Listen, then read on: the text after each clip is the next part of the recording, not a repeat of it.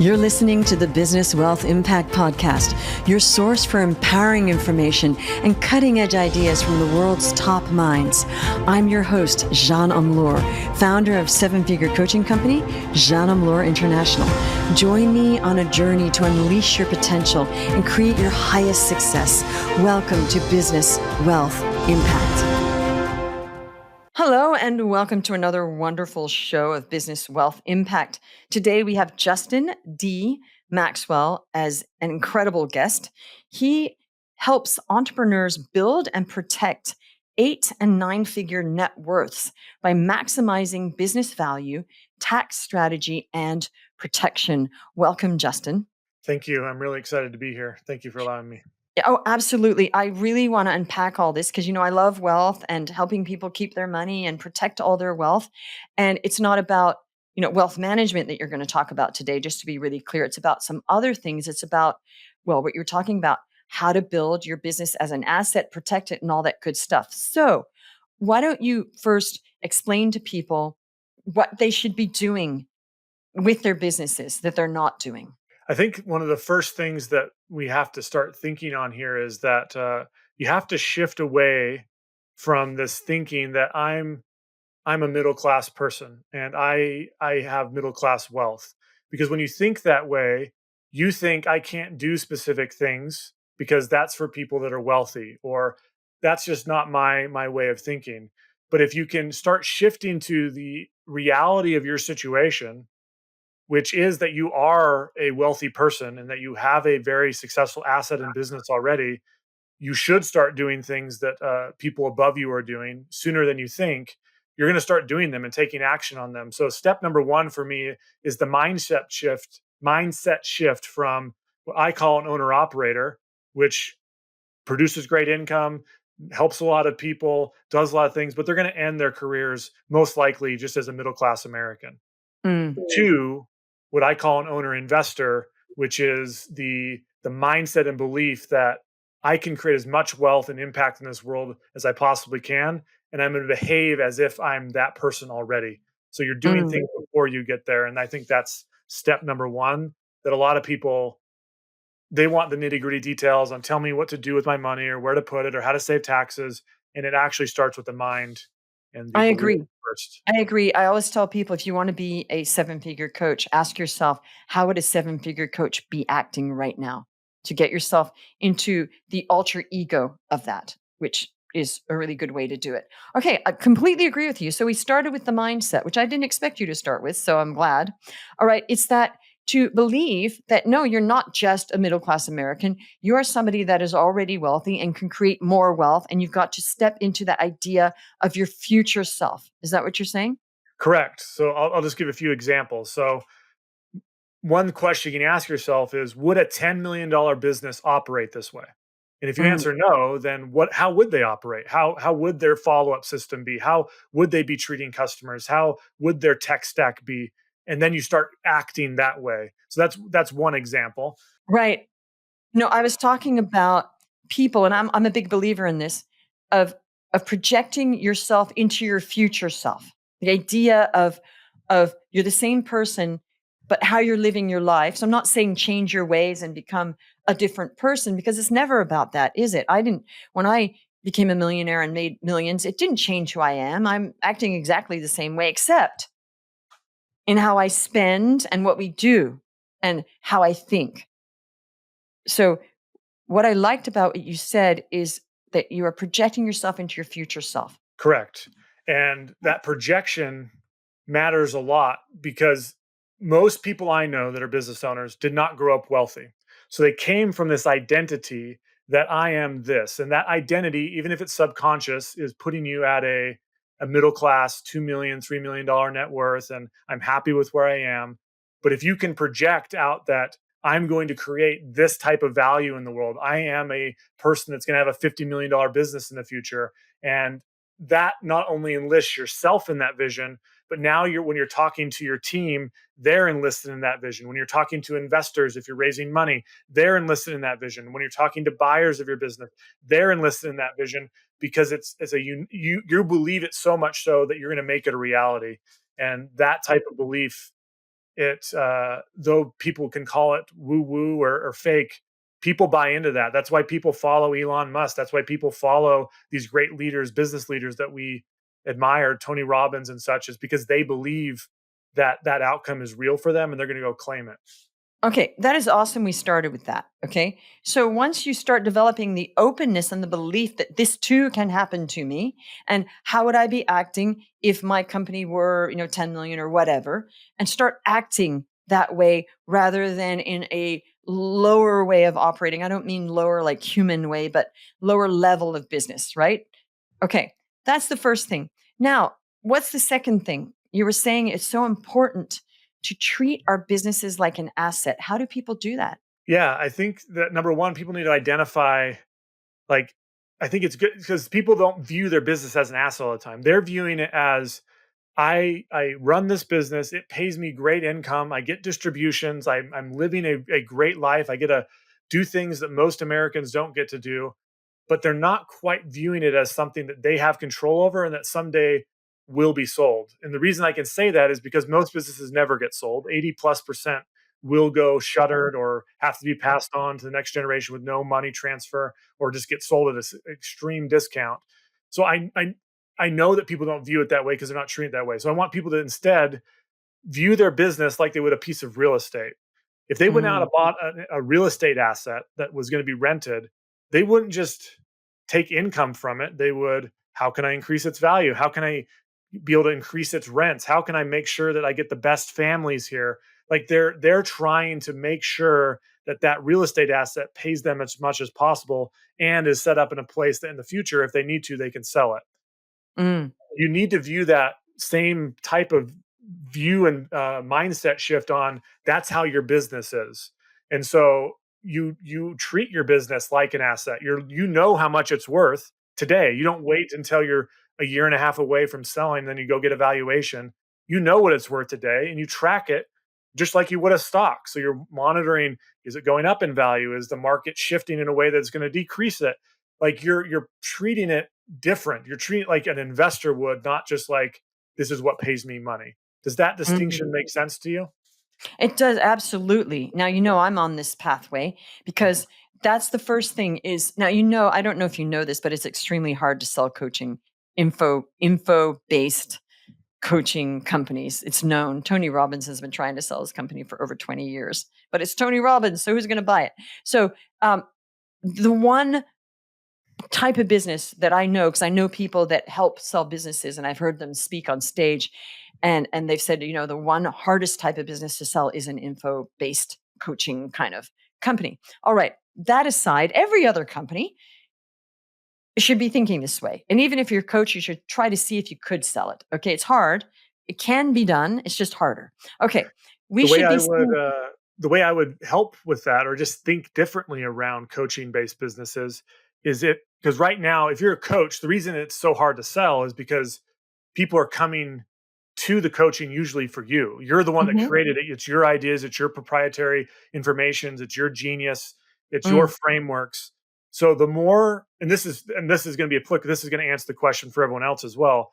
But the more that you cannot be seen as the deliverer of the coaching, but you're like the brain genius behind it, but the coaching is being delivered by everyone else. mhm, That essentially is what I'm saying is if you can get out of the operations, mhm, it will become more valuable. So the more you are out of operations, the more valuable your business becomes because now it becomes predictable. The reason it's so hard to sell a coaching business is because if I come to you and try and buy your company, I can't predictably say that all the customers are going to say this is the mhm. day that I'm going to keep getting the same amount of sales, the same amount of revenue, which means that it's a risk for me at higher For level to sure. buy your company because I have no predictability with it. But if Mhm. there's people who are delivering it outside of you and those deliverabilities can be predictable, now I can buy it and it's going to predictably continue to produce that same amount of cash. Yes, and that's possible with certain coaching companies like that do certification. That is completely possible. Some it's harder. Okay, so let's move on. That can be harder or not hard. All right. Now, and I do know some people that have sold their coaching businesses. It has happened, but they have told me it was years in the making. Okay, not a reason not to go for it though. All right, so now we have this idea that our business is an asset and it's not just something that we do and then we stop doing it, we stop making money. Now, beyond that, you have a whole structure about creating your own family office. Now, first of all, I know what a family office is because I kind of made my own. All right. But some people don't know what that is. So, first of all, why don't you just explain to everybody? Because we hear this a lot and some people have no idea what that really means. What is a family office? Just for clarity. Yeah, so there's 3 levels of family offices. I'm gonna start at the top because that gives people the clearest picture, and then you'll be able to see the stair step down. So at the top, you're gonna have family offices, not usually, maybe at the very lowest, $100 million net worth for a family, but usually it's not till 2 to 3, even $400 million net worth. And is what is happening is the family is taking their wealth and they're putting it into an entity, and then they're hiring people that are going to grow and protect that wealth. So inside of that entity, they have accountants, they have attorneys, they have investment advisors. They usually will have their business because the business is what made them that wealthy in the Mm, first place. And all of it's intertwined in there. And the projection out into the world is this is our wealth and we're going to go do great things with it. But that team of people only works for them. And it mm, costs usually on the low end 2 million, but usually not until usually it's 5 to 10 million in operating expenses every year just to operate that wealth of the family, mm, and mhm. they're driving it. So that family office is available to a very small percentage of people in America. But Right. the idea behind it is what then stair steps down and makes it clear for someone that's even if you're making $300,000 a year in income, you can mimic what is happening at the Mhm, highest level. So the next level down is what's called a multiple family office. So is what has happened is there's been a group of financial professionals that come together, the accountants, the investment advisors, the insurance, the not the business isn't here as much, but it's the tax professionals, mm, and they've created an entity together. And is what they're doing is they're marketing out to usually people that have net worths of 20 million on the low end, but usually around 50 million.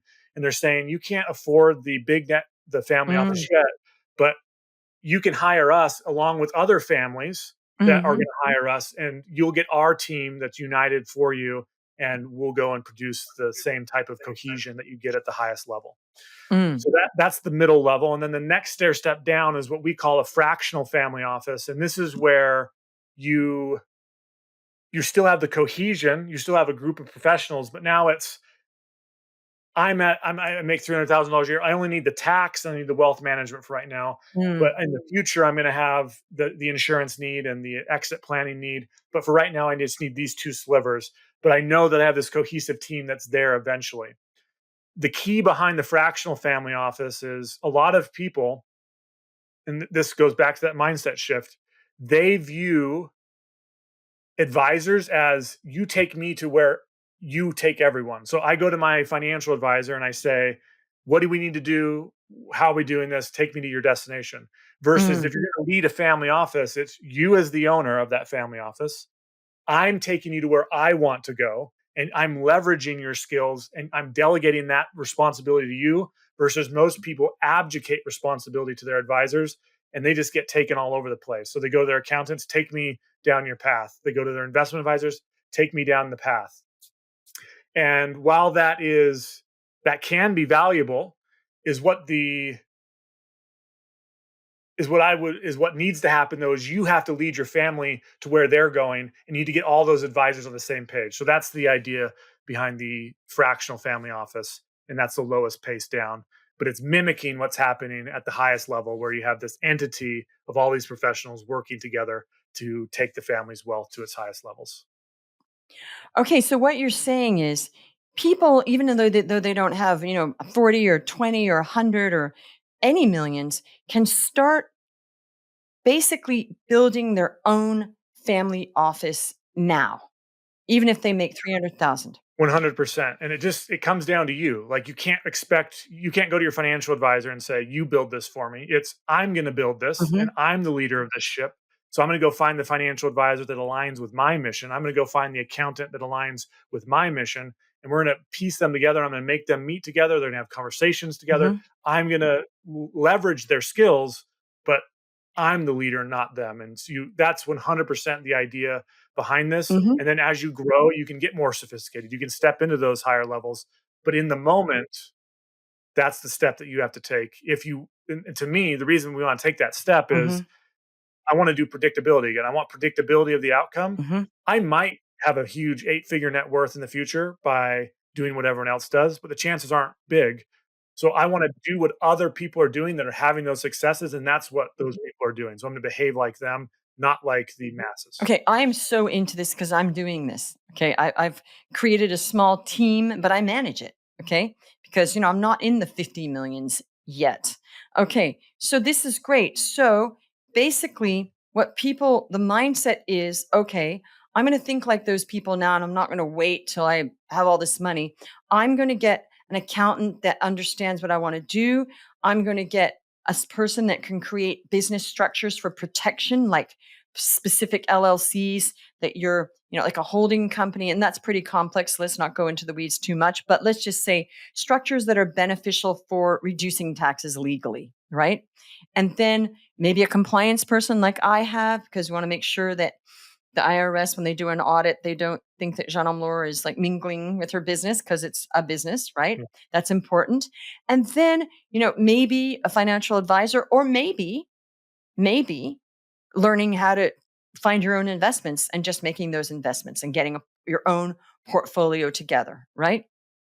Yeah, and I love what you just said there because it's really important. Here's what I would do, but you can do it on your own as well. Is I'm going to do two things. Number one is I'm treating my business like an asset. So I'm investing in my business for the purpose of growing its valuation. So Right. I have control over that asset more than anyone else's. So that's the first stop for Hmm. me when it comes to investing. But I also know that having not having diversified wealth can be risky, and not saying that because we don't know what's coming and when it comes to disruptions and things coming down the pipeline. So if I have investments outside of my business, is what I'm going to do first is I'm going to leverage a financial advisor to help me learn how to invest. Mm, So I'm going to use their skills. I'm going to not just say go do this for me. I'm going to learn what they're doing. mm, I'm going to learn how they're doing it. I would even push into I want someone that's going to help me not just do stock market investing. I'm also going to person that's help me do real estate investing and oil and gas investing and private equity investing so that I can learn those skills so that because someday when my business sells, I'm gonna have a lot of money that doesn't have a job anymore, and it needs to be put somewhere. And if I don't know how to invest, it's at extreme risk. And I don't. I want to have control over that. But if I haven't learned how to invest in other asset classes, what are the risks? What are the upsides? How do I vet a deal? How do I do due diligence? That's a lot of time and effort. And so I would rather learn that over time while leveraging someone else's skills while I focus on my business. But over time, I'm going to take on more and more of those responsibilities. Okay, so what I'm thinking is, you're talking about using an investment advisor. I mean, you could even do this yourself if you because some investment advisors, I don't dig them, and I think they're just giving standard advice. And that's another whole story, right? We all know that. So also, you can learn how to diversify yourself by learning about private equity investments, meeting with people.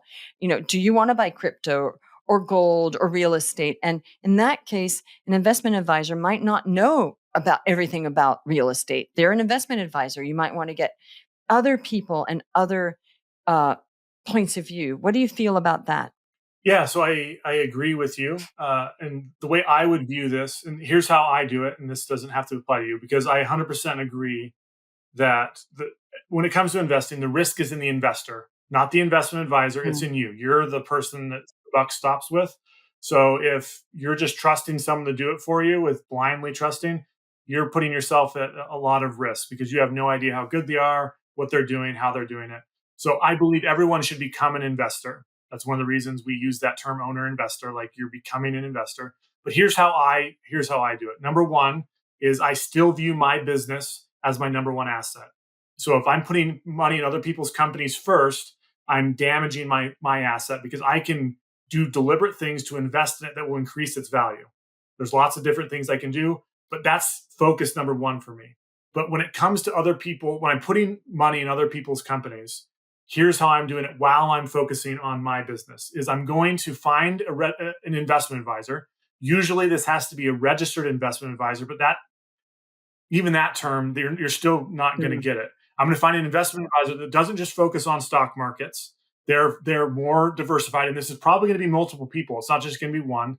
It's going to be someone that's good at real estate, someone that's good at private equity, someone that's good at oil and gas, someone that's good at crypto, like you mentioned.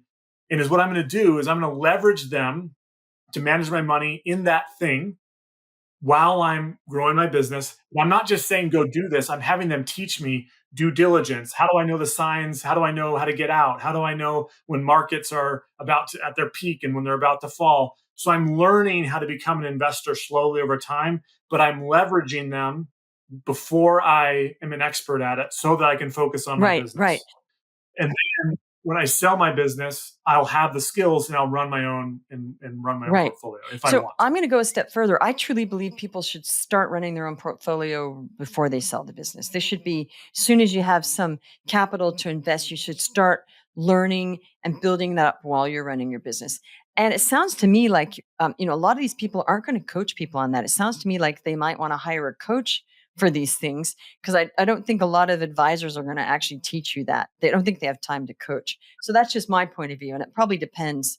But I feel like, No, yeah. I I agree with you. I think I hope I didn't misspeak. I want to make sure that I'm developing those Mm, skills while I'm investing in my right. business, so that when I have this huge pot of money, I don't just like because if you're not good at it, you're gonna when you have a whole bunch of money, people find you. So you're gonna have all these opportunities show up on your front door. Invest in this, invest in that. If you haven't learned how to do due diligence, if you haven't learned how to vet deals, if you don't know this specific Mm, asset class, like you are this is a little extreme, but you're gambling with your money, and that's why people have a hard time staying wealthy is because they don't know what they're doing. They just throw their money at this stuff, and a lot of it turns out to be a loss. So learning those skills along the way with what you're mhm. describing is 100% something you should be For learning sure. early. And let's be real. I mean, not every investment's going to be great and you will lose some money. I mean, you know, some investors think that if 7 out of 10 of their investments are good, they're really winning. So I think there is a mindset that you're going to lose some investments won't work out. Would you agree with me? No matter how much you know. You're the way I view investing is I'm going to lose money Mm, somewhere. How do I reduce the cost of those losses? How do I minimize the losses? How do I put structures in place that it's not all my money being lost? How do I create the protections around the way I'm investing so that even if one thing loses, it's only a small piece of my portfolio, not the entire mm. Okay. thing. So if somebody were going to do all this and they're like, wow, Justin, I really dig all this. How do I start? How does somebody start just with the first step beyond the mindset of acting like a wealthy person? If they're thinking of doing it, that means that that already worked, right? So, what's the very first thing they should do? Get a good accountant that's also a tax strategist? I'm gonna I'm going to do two. I'm going to say two things, and they're going to be 1A and 1B. So, number one is you have to become, this is sort of close to mindset, but it's different. And I want to make sure it's really defined differently. You have to determine what it is you want in your future. What type of life do I want to live? What type of rooms do I want to be hanging out in? Where am I going to be spending my time? What type of house do I have? What does that life look like? Because if you don't know where you're going, you're never going to know if you've ever arrived there, if you've gone past it. So you have to define very, very clearly that is the life that we are going to live. And I push into this even further because this is the way I think. I think you actually should. My mindset is not even in my lifetime. I'm defining my outcome of wealth 150 years in the Mm, future. So what is it that my family is doing? What are they doing with the wealth, and what are they doing with the money? mm, So now that that is defined, now I can go find people, and that you could start with an accountant, you can start with an investment advisor, you can start with an attorney, but you're going to go find someone that you're going to paint that vision to them, and they're going to be able to articulate to you how are they going to help you get to that vision. And if they can't do that clearly, then that's not the right person for you. So now it's going to be easier to identify the advisors that are going to know what mhm, to do versus the ones that are going to treat you like a middle class person and have you end up middle class as well. mm. So you have to find the vision to then go choose the Okay, I treatment love plan. that. That's such great advice. Fantastic advice. And of course, I love that because I love, creative visualization and visualizing my future, which is part of how I got where I am already. Okay. I love also that you're thinking about legacy wealth. You're thinking about generations. Now, that's an interesting point, and I think a lot about this. When people are talking, and I know a lot of people that are talking about this now, I want to create wealth for the next, generations. Um, What's your mindset around, like, when people have wealth, that whole argument of people that have wealth don't have to try as hard, and the whole trust fund baby question. What's your mindset around people being given wealth because they're born? Do you find that there should be some limit so they still have to try and do stuff? Or what are your thoughts on that? Yeah, this is one of my favorite topics. So we can keep diving deep into this very deeply. So ask questions if it gets a little bit, if I get off the rails a little bit. But so number one is here's the reality of the situation. 92% of people that pass on wealth, it's gone within a generation or Mm, two. So 8% of people succeed. Most people don't, even with large amounts of money. So there is a little bit of a myth around the trust fund kid, because if you're truly a trust fund kid, you're a consumer and the wealth will disappear. Even if it's not you, your children will not have the wealth. So there's there's a very wealthy family way back when called the Vanderbilts.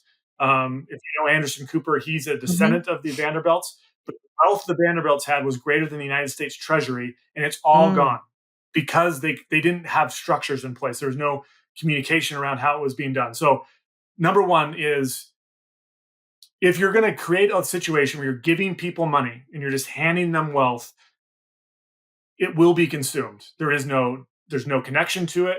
It will be mm, consumed. So that's what causes a lot of people to say, "Well, I'm just going to give away my money, or I'm going to spend all my money before I die." And to me, that's just as selfish, because giving it away to someone else, they're just going to consume it too. Even if it's a mm, charity, they will consume it as well. It will be gone, and it will go to zero.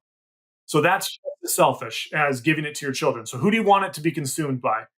Do you want it to be consumed by your children, or do you want it to be consumed by some other party, a company, a charity, the government? Someone's going to consume it if you don't have structures in place. So the philosophy that I bring to this is that we have to instill. This comes back to the leadership thing that I've been talking around. When we have to lead our team, we actually have to lead our family more so than anyone else. So we have to step into this role that it's not my wealth, it's our wealth. So I have to train you to be a steward of our money, and you're not just going to. It's not used for consumption, and I'll go into some different ideas on how you can do this, but it's not used for consumption. It's used for fulfilling the family vision that's 150 years out. mm. So what good are we doing? What are we doing? How are we doing it? So you're enlisting your family to be on board with that, so that they can then enlist their children and so forth. And now it's not money that's given is consumed. It's money that's given is accelerated to To create. produce. So now to create. I'm giving them a leg Mm, up to produce even more. So they can think differently, so they can reach their goals and aspirations faster and more quickly and with more capital behind it, so they then can do more good. It's a completely different shift from I'm just giving you money and you can do whatever you want with it, to we're all on board with this together and our vision is that far out. And so if we're going to do this, I need you to be as involved and as on board with it as I am. And that changes the game, okay, I've I found, love for that, a lot of people. because actually that's what I'm teaching my kids. We're a team. This is our money. What are we going to do with it? And how are we going to? I love that. Instead of, oh, I'm going to leave you some money. It's not the same vision. So my kids are feeling. I say our money, and we're a team. And I see their mindset change a bit. That it's not like my mom's money; it's ours. That doesn't mean you can go buy whatever you want because we budget. So I love that. You have a very similar vision to me, but I hadn't thought about. I'd started thinking about, like, it's hard for me to envision, like. Uh, Generations from now, because how do we know what life's gonna be like then, right? But Yeah, we we don't. don't. And here's how I recommend doing it is, I, we are creating generational giving money. So we're creating perpetual giving money. So a large percentage of my portfolio is going to end up in a vehicle that is our family's own private family foundation.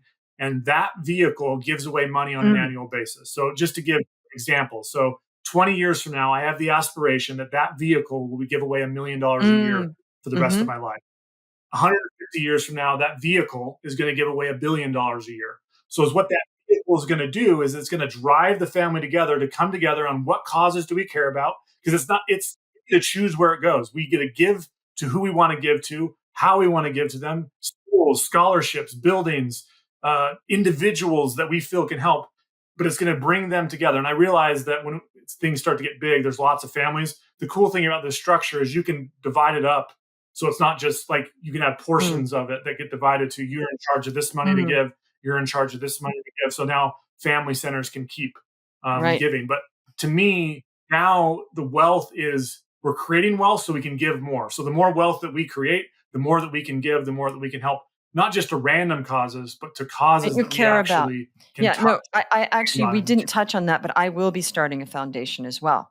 So I'm not there yet. So I love that. We are very aligned and I agree. So that's the next bit. And of course, there are logistical problems because human beings come into it and who's going to manage it? Now they're going to manage it with the vision, but I guess you have to have very strong, you know, instructions in place that have to be followed.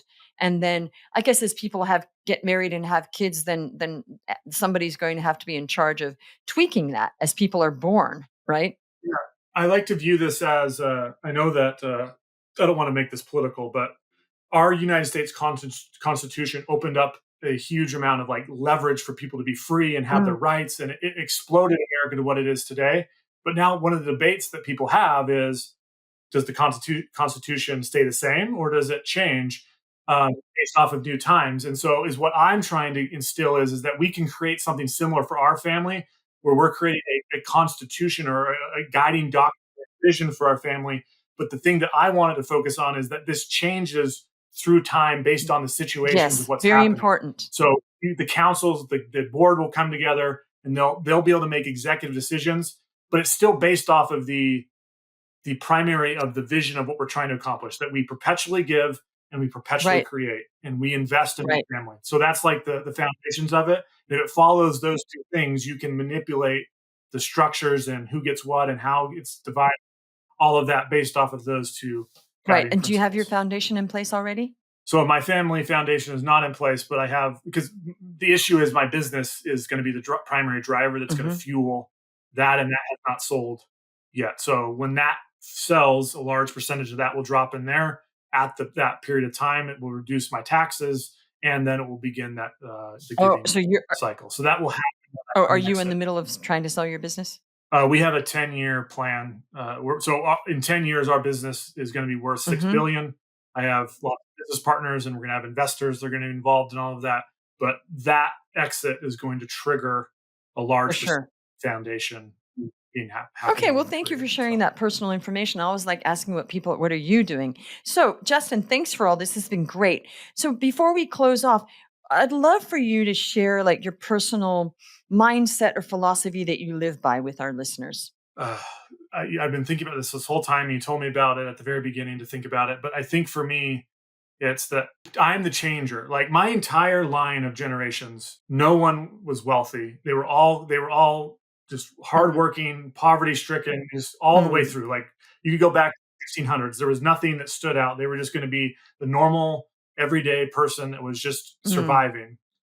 And I view myself as the accelerator upward that's going to take that same hard work and dedication to now all of that mindset is into how can we continue to bring that hard work and stick to itness into helping more people through the value at creation that we're creating. So to me, and this is the message that I just want to leave with everyone is that you can be the generational mm, changer for your family if you choose it to be. You don't have to let your genetics, you don't have to let where you came from, who you were before, what your family says you should be. You can create your own future and you can make it not just for you, but for the mm. Okay, generations. I love that. That's just such impactful forward thinking. Justin, thank you again.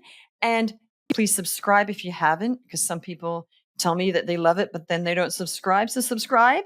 And if you really love it, take the time and write a review if you can. Take care, and we'll see you on the next one. You're listening to the Business Wealth Impact Podcast, your source for empowering information and cutting edge ideas from the world's top minds.